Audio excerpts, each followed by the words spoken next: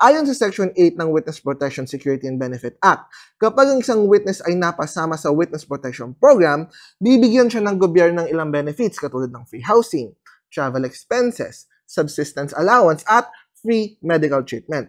Hindi lang yan, bibigyan din ng gobyerno ng means of livelihood ang witness under the Witness Protection Program. Pagdating naman sa pagiging state witness, Section 12 ng Witness Protection, Security and Benefit Act provides na hindi pwedeng isama ang isang state witness sa criminal complaint. At kung naisama na ang state witness sa criminal complaint, siya ay tatanggalin sa complaint bilang akusado. Sa madaling salita, ang state witness ay may immunity from suit. Yan ang pinakamalaking pagkakaiba ng state witness sa isang witness under the Witness Protection Program.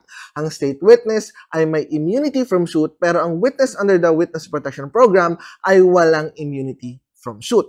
Kaya, hindi porket ang witness ay under the Witness Protection Program ay meron na siyang immunity from suit. At hindi rin porket ang witness ay under the Witness Protection Program ay state witness na siya.